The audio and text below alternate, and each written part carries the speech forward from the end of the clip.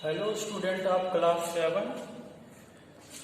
Today we will discuss about measurement of time using periodic motion.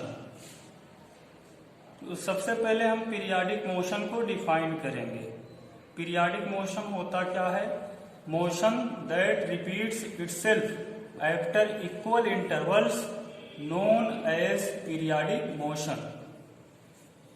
ऐसी motion जो एक समान अंतराल के बाद अपनी गति को बार बार दोहराती रहती है, पीरियाडिक मोशन कहलाती है।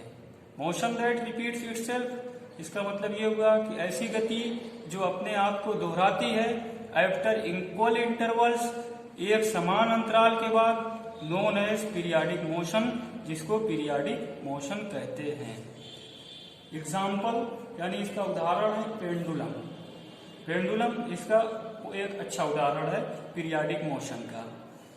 ए small mass that is suspended from a fix point and allowed to swing freely under the influence of gravity is called pendulum.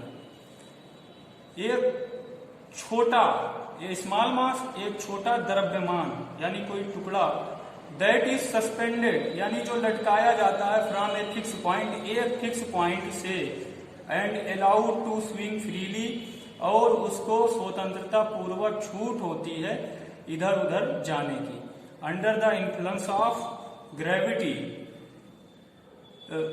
जो अर्थ की ग्रेविटी है उसके प्रभाव में, इस कॉल्ड पेंडुलम, पेंडुलम कहलाता है। यानी एक छोटा टुकड़ा जो एक फिक्स पॉइंट से स्वतंत्रता पूर्वक लटकाया जाता है और वो फ्री होता है मोशन करने में, इधर उधर मोशन करने में फ्री होता है, किसके प्रभाव में?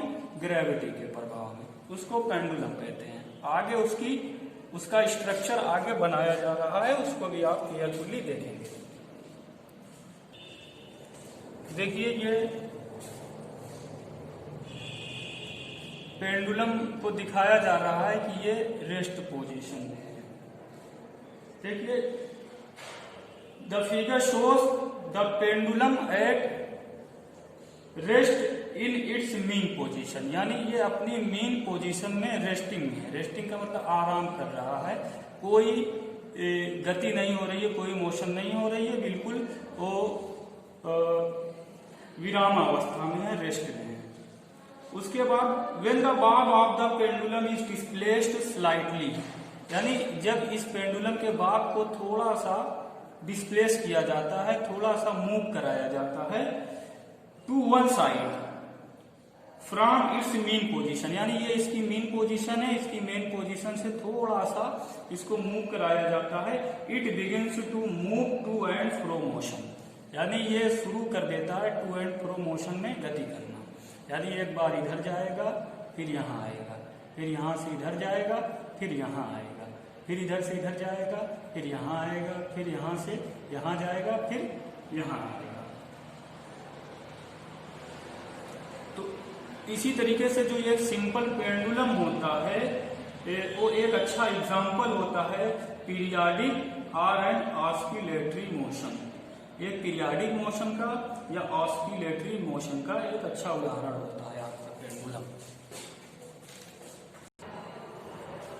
देखिए when the bob moves from one position and comes back to the same position, it is said to have complete one oscillation, and the time taken to complete one oscillation is called the time period of the pendulum।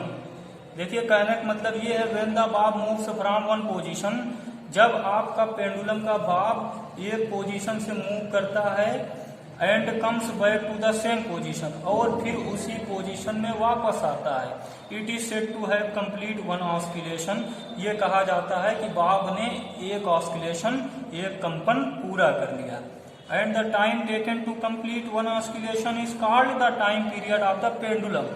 और pendulum जितना समय लेता है, जितना time लेता है एक oscillation को पूरा करने में, वो पेंडुलम का टाइम पीरियड कहलाता है। यानी मीन पोजीशन से गया यहाँ तक और यहाँ से यहाँ तक आने में जितना समय लगता है उसको टाइम पीरियड कहते हैं। Next, motion and speed. When an object change its position with respect to its surrounding then the object is said to be motion. कहने का मतलब ये है कि अगर कोई ऑब्जेक्ट है वो यहाँ पे रुका हुआ है, जब ये अपनी पोजीशन चेंज करेगा, यानी यहाँ से चला आया यहाँ पे, ए पे था, ए से जो है बी पे चला आया, तो इसका मतलब ये मोशन कर रहा है, ये मोशन है। उसके बाद है slow and fast motion. Slow and fast motion, if an object A covers a distance in less time and another object B covers the same distance in more time, the object A is called a faster moving object and object B is called a slower moving object। कहने का मतलब है अगर दो object आपका A है और B है, दो ऑब्जेक्ट हैं, ये कोई डिस्टेंस मान लीजिए इतनी डिस्टेंस है 1 किलोमीटर, A इसको इस डिस्टेंस को कवर करता है 10 मिनट में और B इस डिस्टेंस को कवर करता है 20 मिनट में। तो कहने का मतलब ये है कि एक की जो मोशन है वो जो है B की अपेक्षा या B की कंपैरिजन में ज्यादा फास्ट है। Next, speed. Speed equal to होता है distance travelled upon time taken. If time taken equal to unit, अगर ये जो टाइम टेकन जितना टाइम लग रहा है वो यूनिट हो, जैसे 1 सेकेंड हो, 1 मिनट हो, 1 घंटा हो, जिस हिसाब से यूनिट हो, अगर टाइम टेकन यूनिट हो देन स्पीड, तब ये 1 हो जाएगा, यूनिट का मतलब 1, और स्पीड इक्वल टू आपका हो जाएगा डिस्टेंस ट्रेवल्ड। अब इसकी डिफिनीशन ये बनेगी, the speed of a moving object is the distance it travels in unit time. यानी किसी ऑब्जेक्ट की स्पीड वो होती है जो 1 यूनिट टाइम में किसी डिस्टेंस को ट्रेवल करती है। इसका एसआई यूनिट ये होता है मीटर पर सेकेंड।